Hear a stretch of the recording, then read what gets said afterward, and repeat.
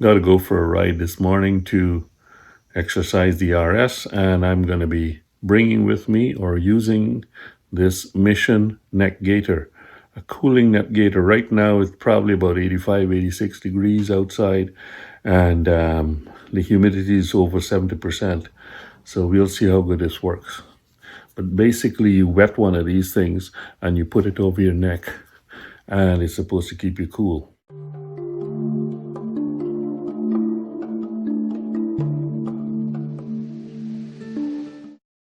I just soaked the gaiter under this tap here and then just squeezed. Rather than wrung, I just squeezed it out to get the excess water out. It feels kind of damp, so we'll put it on now, put on a jacket and see how it looks. So as you can see, I've got it on there, and it's inside. It's all bunched up. It's pretty long. It's probably about, this Mission gaiter is probably about, I don't know, 1.5 feet long. So it bunches up when you put it on, but pull it up a little bit, put my helmet on, let's go for a ride. Well, this park is exactly 20 minutes from my house, 25 minutes, and the neck gaiter is still feeling damp, but when I was riding, the temperature was not as cool in the last couple of minutes as before.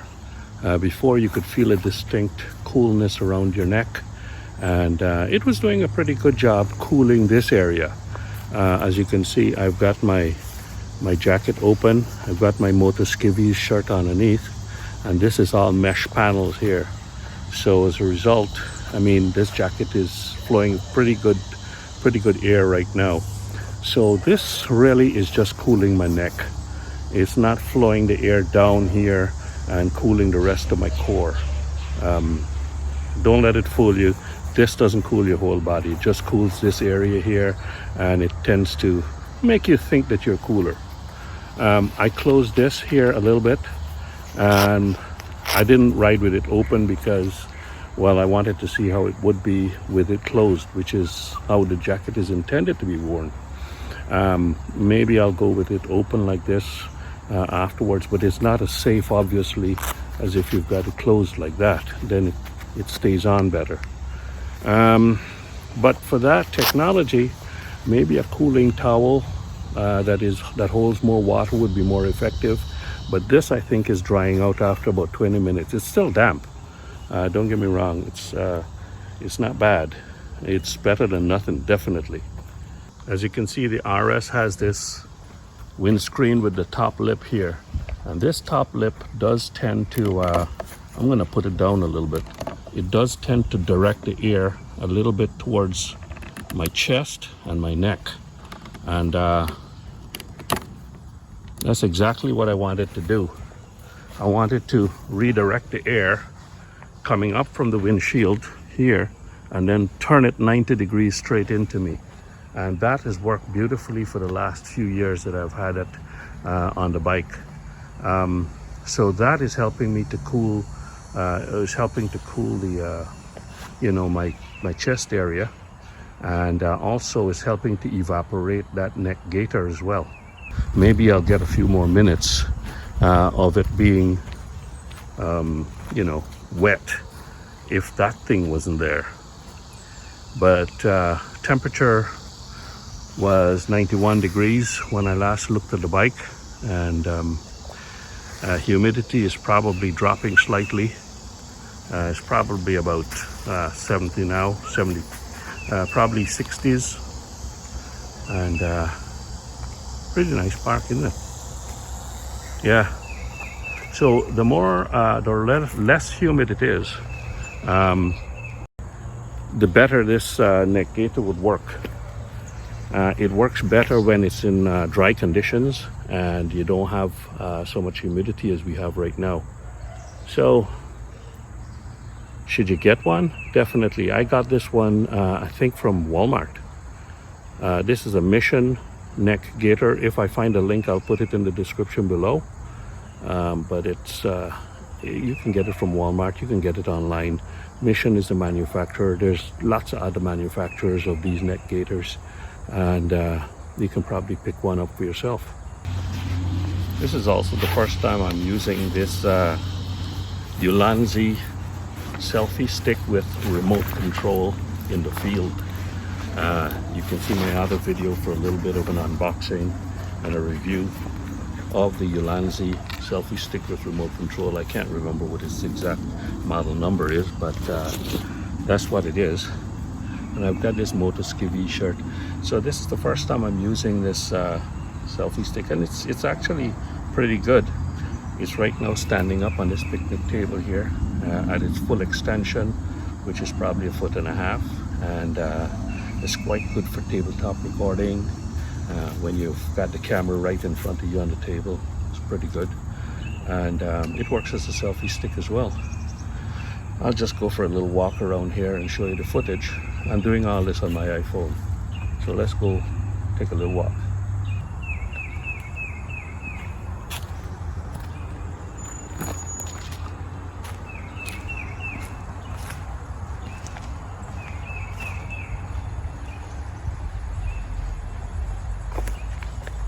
Pretty nice here amongst the trees, not too hot. It's actually a few degrees cooler than in the sunshine, obviously. And pretty nice quiet park. You can come here, have a picnic. There's that grilling pavilion there. It's got some, I think I showed it on a previous video, but if not, I'll go show it again. But it's got some grills that you can use, bring your own charcoal. It's got, the park has got this restroom in front, which last time I was there was pretty clean. And it's got a fake wishing well. But it's actually quite a small park. If you look in the distance, you can see the fence. It's kind of like carved out of a subdivision. So there's houses, residences all around. But yeah, this is what I was talking about. There's a sink.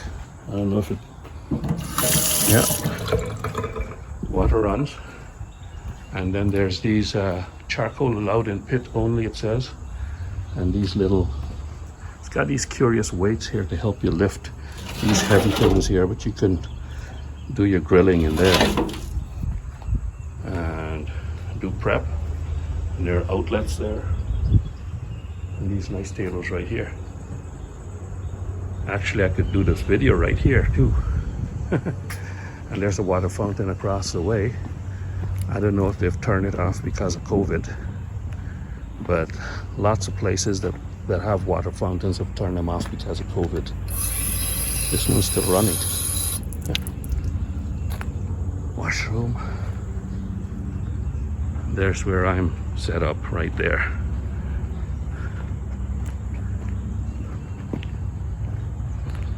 It's got this nice plaque. Site of New Kentucky. Established before 1831, a thriving town until its trade was captured by the present city of Houston. Established 30 miles away in 1836, abandoned about 1840, so only 4 years. And there's the actual history here.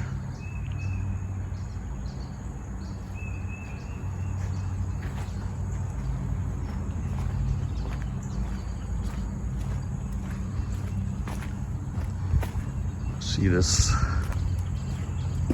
fake well.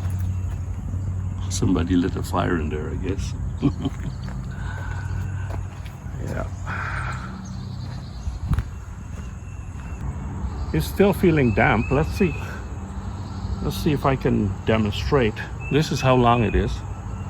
So it's, I don't know, 1.5 feet long. And you can always wet it again. I probably might do that actually. I've got my water bottle in there rather than wet it with, maybe I'll go over to that thing there and wet it with that and see how, because when you're on the road you're not necessarily going to have cold water with you. So I'll wet this with water from there. It might be a bit warm, and see how it works.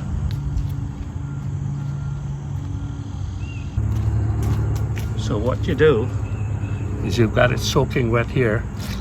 What I did was just squeeze it out like this. I didn't wring it, right? And that's how it is. You just squeeze it out. and then I'll just put it back on and then continue my ride.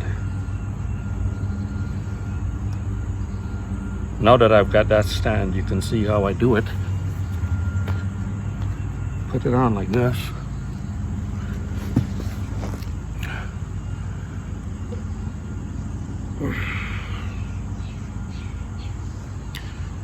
Then I put my jacket back on.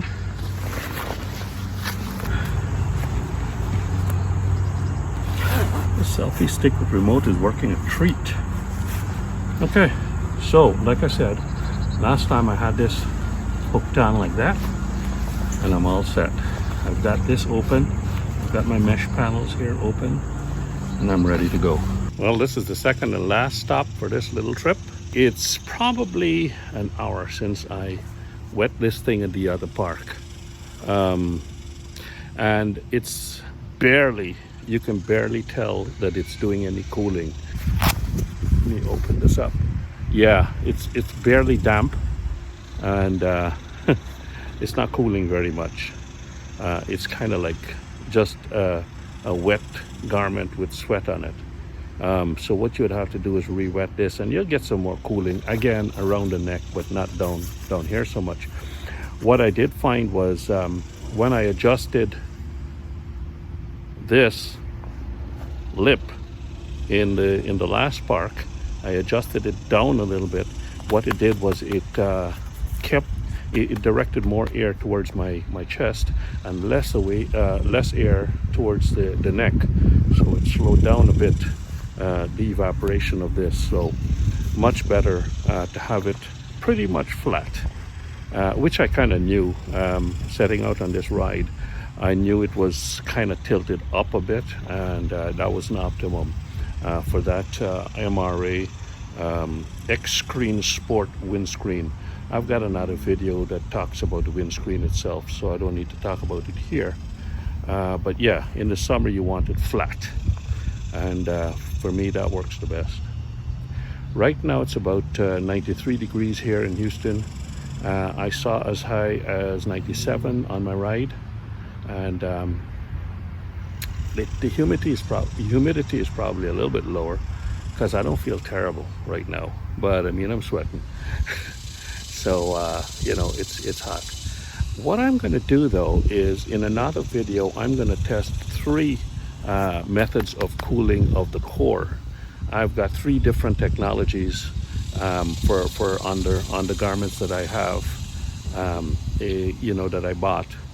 And the latest one is this LD Comfort long sleeve top that has got, I'm going to talk more about it in the video, but it's got special 2-layer fabric that is supposed to enhance cooling. And the way you use it, again, it's a water-based evaporative method, but how you use it is a little bit different.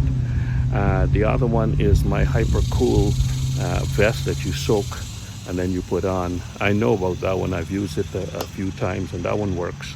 But what I want to do with that video, and the third one is just my base layer that I always ride long distance with.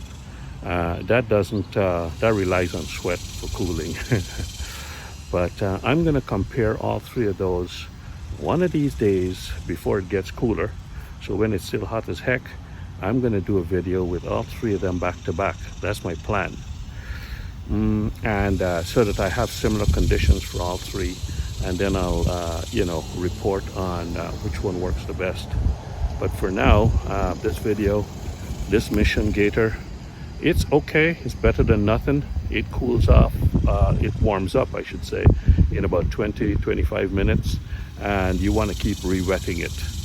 You must have that idea in mind if you're going to use something like this. But other than that, it's definitely better than nothing. You got to keep moving though. With any one of these evaporative type strategies, you got to keep moving, or else it doesn't work. And the less humidity in the air, the better. Right now, like I said, it's probably in the 60s still, and that's not the best for evaporative cooling type garments. Right now I'm at the Burroughs Park, and they have just well, this is the first time I'm seeing it, but they've opened a new entrance. The main entrance is there, and you might be able to see the sign right there, and there's a traffic controlled intersection. Funnily enough, that road there, right there, is on a left turn. So if you go straight, you come straight into the park. I wonder how many people made that mistake, thinking that they're gonna go straight instead of turning, and then realize too late that they're going into a park. But still, I mean, when you come in here, you just have to go along this little road here in the park, and then go out the door. There's another gate right there. So that's the normal exit that I've been using in the past. RS again. Oh man, what a bike. I can't say enough about this bike. This bike is a beauty of a bike to ride. I don't have my top box on, so which means I don't have my tire repair kit with me. I do have under the seat, I do have some CO2 cylinders, and I do have a puncture repair kit, so I could theoretically patch my tire without the tire pump. But yeah, got my tank bag open there. But yeah, what a bike. I mean, I had a nice ride today, and it really was enjoyable. Even in the heat, this bike is still amazing to ride. It's a genuine sport tourer. The throttle mapping is superb, much better than any Yamaha, I can tell you. The throttle mapping is just so good that even when you go over bumps, it doesn't kind of twitch. You know, you don't have a twitchy throttle like on the Yamaha. That was the problem that I've got with the Tracer. It's a slight problem. I mean, you can live with it, but when you ride something that's good, then you know the difference. Yeah, there's the bike. Always when I go for a ride on this thing, I come back and I'm amazed at what a good road manners it has, good handling, excellent bike. So I'm gonna wrap this up.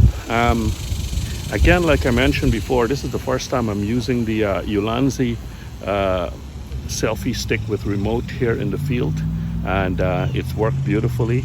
Hopefully it shows in the footage, although you can't really tell. I mean, you're just seeing me. You're not you can't really tell the effect of the selfie stick, but I can tell you it's a great little piece of kit. And the review was in the other video that I had put up earlier on, a couple of months ago maybe, and I'll leave a link in the description below. Yeah, it makes shooting these videos with your phone that much easier.